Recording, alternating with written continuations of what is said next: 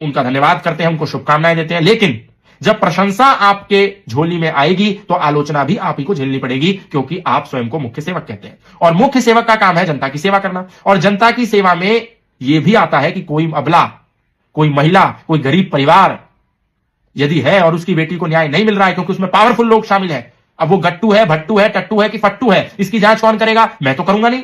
इसकी जांच कोई अंकिता भंडारी की मां तो नहीं करेगी, इसकी जांच तो आप लोगों को करनी है, क्योंकि शासन में आप हैं, प्रशासन में आप हैं, पुलिस आपकी है, सब कुछ आप ही का है, तो आपको ही निर्णय करना है। तो निष्पक्ष जांच आप कीजिए। इसलिए मैं आपसे रिक्वेस्ट करता हूं, एक छोटा भाई होने के नाते आपसे आग्रह करता हूं, निवेदन करता हूं कि आप जांच अगर प्रादेशिक स्तर पर नहीं कर सकते मजबूती के साथ तो सीबीआई को सौंप दीजिए, सीबीआई जांच करे और वो घट्टू हो, टट्टू हो, फट्टू हो, भट्टू हो, कोई भी हो, उनको निकाल करके लाएं और निष्पक्ष जांच करके उनको सलाखों के पीछे भेजें।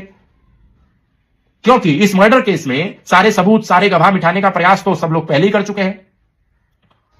जहां पर वो वनंतरा रिजॉर्ट था, जिस रिजॉर्ट की वो रिसेप्शनिस्ट थी, जहां पर उसको स्पेशल सर्विस देने के लिए विवश किया जा रहा था, उस अंकिता भंडारी के एक तरफ गुमशुदगी की खबर पूरे प्रदेश में चल रही थी, दूसरी तरफ उसके कमरे को जाकर के बुलडोजर से तोड़ दिया गया।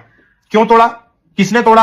अब उसमें भी बहुत सारे लोगों के नाम आते हैं कि कोई रेणु बिस्ट नाम की कोई एमएलए थी वहां की, उसने उसको तोड़ दिया, एसडीएम के साथ मिलकर के तोड़ दिया। अब यह प्रश्न यह है कि सीसीटीवी फुटेज सारी गायब हो गई, अंकिता के ही कमरे को तोड़ दिया गया, सबूत सारे मिटा दिए गए, तो मुख्यमंत्री उस समय कौन था? आदरणीय मुख्यमंत्री पुष्कर सिंह धामी जी थे। तो धामी जी के नाम से जो धाकड़ जुड़ा हुआ है, धुरंधर जुड़ा हुआ है, देश रक्षक, धर्म रक्षक जुड़ा हुआ है, उसको सिद्ध करने का तो अभी समय है कि हां, मैं केवल नाम का धर्म रक्षक और नाम का धाकड़ नहीं हूं, जरूरत पड़ेगी तो मैं काम का भी धाकड़ हूं, मैं सिद्ध करके दिखाऊंगा कि मैं धाकड़ हूं। तो इसलिए यह समय है। सबसे पहले तो मेरी आपसे रिक्वेस्ट है कि इसको सीबीआई को सौंपिए, जो भी इसमें नाम है उसकी निष्पक्ष जांच हो, जो भी ऑडियो है उसकी निष्पक्ष जांच हो। वो कौन लोग हैं जिन्होंने बुलडोजर चलाया, वो सलाखों के पीछे जाने चाहिए। कौन लोग हैं जिन्होंने सीसीटीवी फुटेज डिलीट करा, वो सलाखों के पीछे जाने चाहिए। और राम राज्य की जो बात हम सब लोग करते हैं, वो राम राज्य धरातल पर सिद्ध करके दिखाना चाहिए कि हां राम राज्य है। लेकिन याद रखिए, मुख्यमंत्री कोई सदा नहीं रहता, हमेशा के लिए कोई मुख्यमंत्री बनकर के नहीं आता। जनता ने आपको चुना है, हार जाने के बाद भी आपको संगठन ने, प्रधानमंत्री जी ने उत्तराखंड में पुनः हारने के बाद भी बनाए रखा।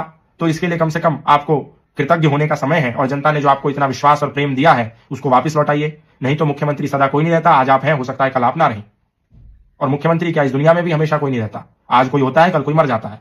तो जब तक हम हैं, कम से कम तब तक, और कुछ भी मसला हो, लेकिन कम से कम एक महिला के साथ अन्याय तो नहीं होना चाहिए। इतनी तो अपेक्षा हम आपसे एक इस प्रदेश के मुख्यमंत्री होने के नाते रखते ही हैं, और रखनी ही चाहिए, क्योंकि आप स्वयं को मुख्य सेवक कहते हैं। तो ये सेवा का समय है, ये आप कीजिए, ऐसी मेरी आपसे आकांक्षा है। और इस पूरे